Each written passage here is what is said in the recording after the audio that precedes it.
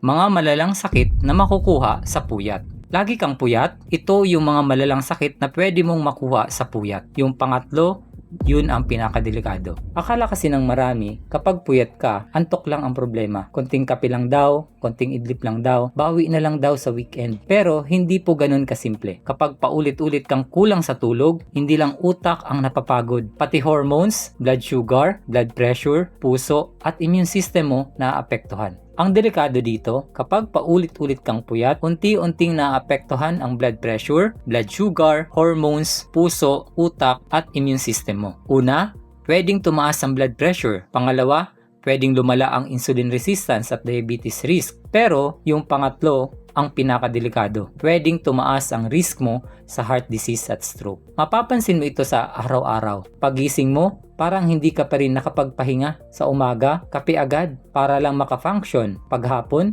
bagsak na energy mo. Paggabi, puyat ulit dahil sa cellphone, trabaho, stress, or binge watching. Tapos, kinabukasan, paulit-ulit na naman. Minsan, napapansin mo rin ba na mas malakas cravings mo sa kanin, sweets, milk tea, or snacks kapag kulang ka sa tulog? Hindi yan coincidence. May epekto ang puyat sa gutom, cravings at blood sugar mo. Ganito kasi yan.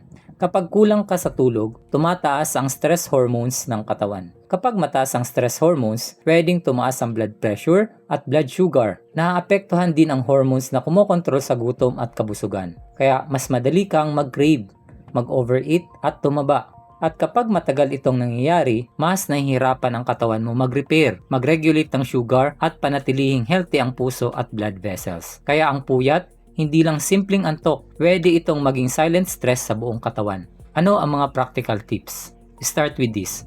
Una, matulog ng 9 p.m. or earlier kasi dyan nag-uumpisa mag-repair at detoxify ang immune system. Pangalawa, bawasan ang cellphone, bright screen, or TikTok scrolling at least 30 minutes bago matulog. Pangatlo, iwanan na ang kape para di maapektuhan ang tulog. Pang-apat, gawing mas madilim, tahimik, at malamig ang kwarto kung kaya. Pang-lima, kung hindi ka makatulog dahil sa stress, try deep breathing, prayer, journaling, or light stretching or exercise bago matulog. Pang-anim, huwag heavy at late ang dinner, meaning dapat 5:30 to 6 p.m. nakakain ka na.